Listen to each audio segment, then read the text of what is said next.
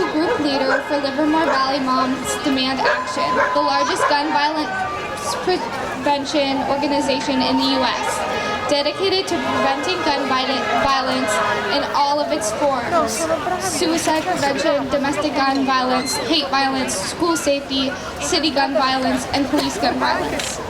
Janie is a retired school teacher of 34 years. She got involved with Moms Demand Action after the tragic mass shooting at Marjorie Stoneman Douglas School in Parkland, Florida. At the time, President Trump was supporting the idea of arming teachers. That catapulted her off the couch and into action.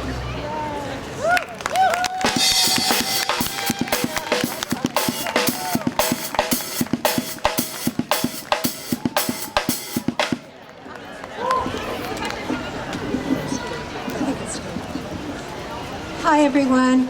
First, I just want to say how heartfelt I feel to see everyone here together, and I really want to extend a huge thank you to Livermore Advocates for Public Education and Livermore Indivisible for inviting me to speak.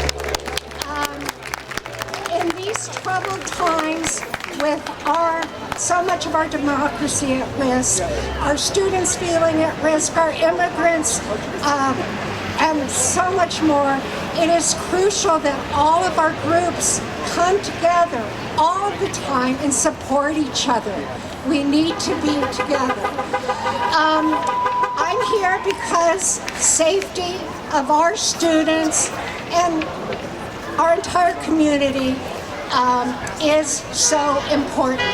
You may know that the #1 killer of children today is gun violence. This is unacceptable, and this is preventable. We know that the very simple act of asking our gun owners to lock up their guns to keep them out of the hands of our children will save lives. We know that almost 80% of perpetrators of school violence get their guns from home. So this is one of our campaigns. However, I'm also here today to talk about a very important issue that I'm very concerned about. After the Uvalde shooting, the lawmakers got together on both sides and they passed the bipartisan Safer Communities Act. Right now, Trump has said that one of his main goals was to dismantle every piece of gun safety legislation that was ever enacted under Biden, and he even wants to go further. So this is really going to affect all of us. Gun violence is down like 12% in the last, since 2023. And we know that gun violence went up when Trump had his first administration. And we can know that it is going to go up again. So, in an executive order, Trump asked his director of Department of Justice to look at every single policy, and she is supposed to report on it on March 7th. And if this is abolished, lots of things will change. This act made it enacted more background checks on gun sales. It made it more difficult for people to make and transport ghost guns. It gave so much funding to cities and schools to help them implement school safety programs to keep their children safe in the schools.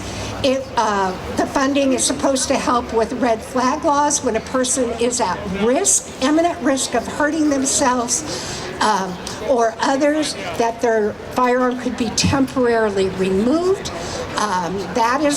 Could be abolished. At least the funds for states that were starting to put that in place will possibly lose that funding. Also, the funding went towards really important things like our community-based violence intervention programs. These are the people with boots on the ground that are in their communities stopping violence in their tracks.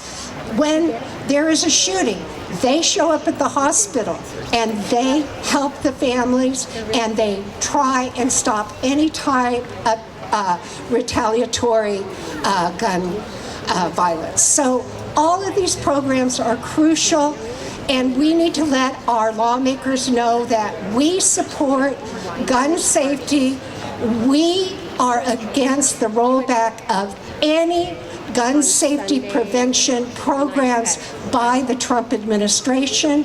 We have a table over there, and some of us in our red shirts are walking around with petitions. Please sign those petitions before you leave.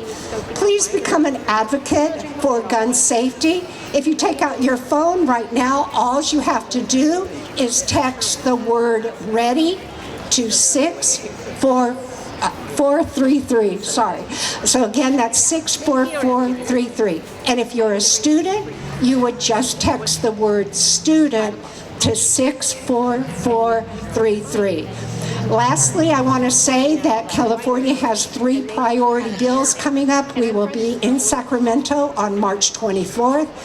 I hope some of you can come and join us. One of the bills is actually an anti-hate bill to make it more difficult for people to use a gun when they feel that they don't like a certain situation, that they would have to be at imminent risk. Instead, it's basically an anti-stand your ground law. So anyway, I appreciate your support, and I want to thank you so much for letting me speak today. So thank you.